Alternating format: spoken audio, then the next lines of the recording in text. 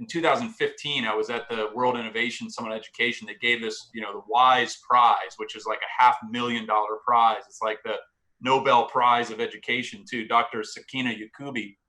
And she built underground homeschools for girls in Afghanistan during the rule of the Taliban when they banned girls going to school.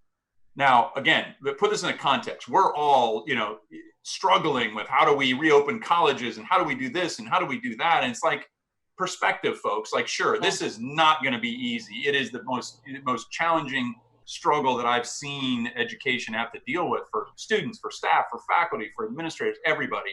But then you go, wait a minute, right? Where there's a will, there's a way. Where there's a student who wants to learn, nothing will get in the way of their goals and dreams, right? And so what I say is, let's get over it, right? It's probably not going to be ideal, but where there's education in any form, there's hope.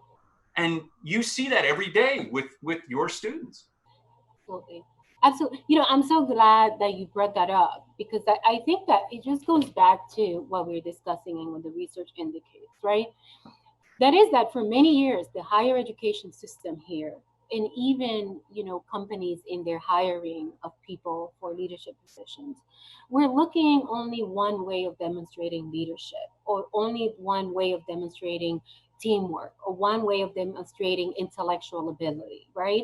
It usually came in the form of a very pre-digested, you attended this particular school, you play the flute, in high school, you play the piano, and you did all of this. And, it was literally whenever I say, if there is a form and you can check off on something, in many admissions applications have that. Like, literally, do you play an instrument? Do you play, the fact is that for our students, if you were to create a form for the community that I serve, it would be more like, do you take care of a sibling? Right. Do you provide support to your parents? Do you work? Where do you work?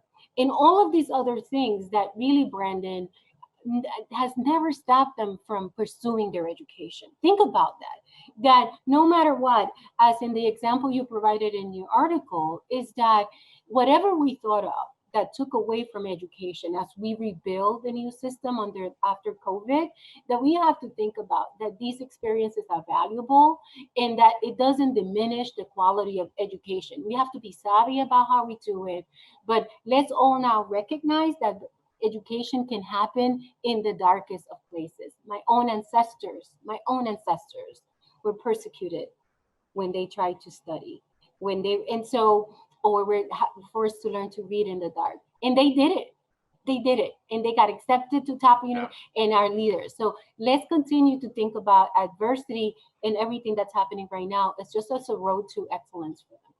Yeah, I think those are inspiring thoughts and words.